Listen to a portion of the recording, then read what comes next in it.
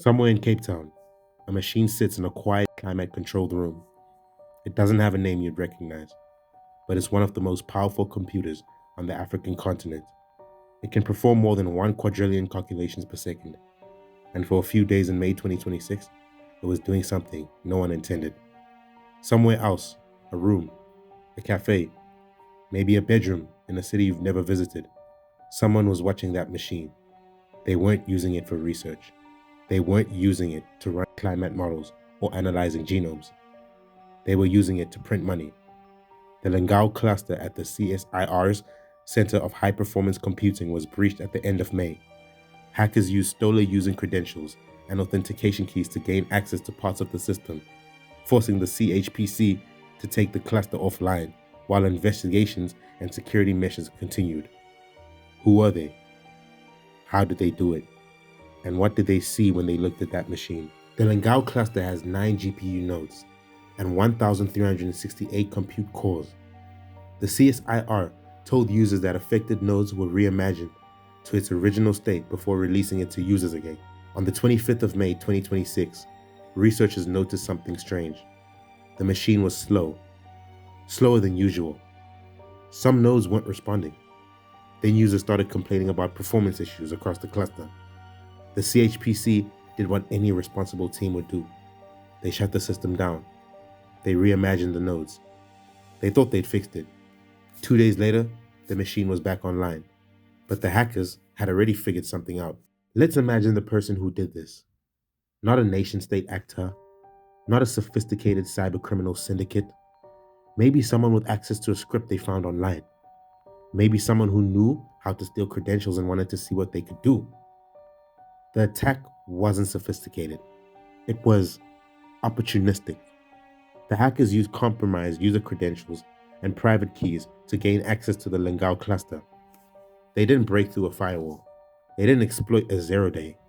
They used stolen credentials, maybe bought from the dark web, maybe fished from an unsuspecting researcher, maybe captured months ago and left sitting in the database until someone decided to try them. Once they were in, they did the math. The Lengau cluster has 9 GPU nodes and 1,368 compute cores, enough processing power to generate thousands of rands in Monero every single day. Monero, the privacy coin, the one that's hard to trace, the one that makes crypto mining a viable and deniable business. The hackers deployed a crypto mining malware across the cluster. This is the blueprint. It's not about theft, it's about resource extraction. You don't take the data, you take the compute. You use someone else's electricity, someone else's cooling, someone else's infrastructure to make money. This pattern isn't new.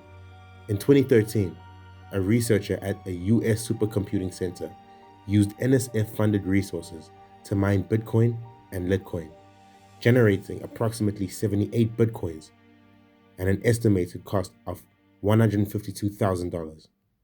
The user's home institution identified mining activity for a different cyber currency called Litecoin on its resources. Both centers froze all accounts for the user and his research group, terminating all running processes. Section 7 of the Cybercrimes Act aims to criminalize the unlawful acquisition, possession, provision, receipt, or use of passwords, access codes, or similar data or devices. The law also criminalizes diverting data from its intended destination to any other destination. On the 25th of May 2026, the first attack was detected. The CHPC shut down the cluster. They reimagined the affected nodes. They thought they'd contained it. 2 days later, the machine was back, but the hackers had been watching. They knew the response. They knew the window. They knew the system would come back online, and they knew exactly how to get back in. On the 30th of May 2026, a Saturday, the hackers struck again. The CHPC initially estimated that it would take up to 2 days to investigate the breach. This time, the CHPC had no choice. The cluster was taken offline. The reimagining was repeated, but the researchers were left with a chilling question. What if the attackers hadn't been caught? What if they had been mining crypto for months or years without anyone noticing? The CSIR teams acted quickly to contain the incident. At this stage, there is no evidence that the user data was compromised. Mitigation measures were implemented without delay to address the unauthorized access, and additional security controls are being deployed to strengthen the environment. The organization indicated in communication to users that relevant privacy and regulatory process would be followed, including reporting obligations linked to the protection of personal information. The CSIR stressed that affected computing environment is separate from the organization's broader IT infrastructure. Therefore, the CSIR's own research data and business information were not affected. The breach cost the CHPC time. The cluster was offline for days, meaning researchers couldn't access their data or run their jobs. That's time they'll never get back. The outage left many researchers unable to access computing resources and store data while their investigation remains underway. But for the attackers, it didn't matter. The mining script could have been running for months or years before anyone noticed. Every minute the cluster was running, they were generating Monero, up to 50,000 of it per day. Every hour, they were tuning a national asset into a personal crypto mine. The incident highlights the growing cyber risks facing major research institutions and HPC facilities worldwide.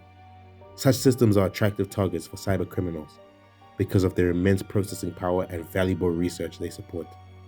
For now, the focus remains determining how the attackers gained access, assessing the full impact of the breach, and ensuring that the Lengau cluster can return to the operation without exposing users to further risk.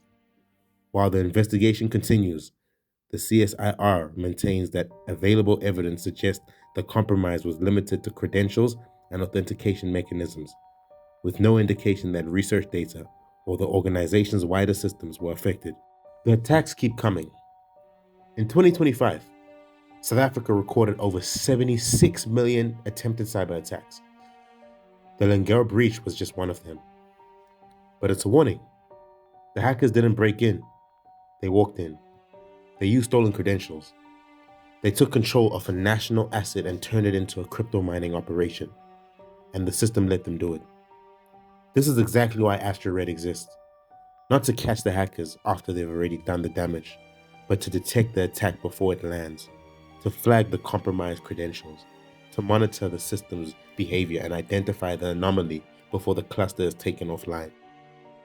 The attackers who did this are still out there. They might be watching this video right now. They might be trying to find another target. But the lesson is clear. The old defenses are failing. The next attack won't be a crypto mining script. It's likely something much worse. And the time to prepare is now. The network is watching. Are you?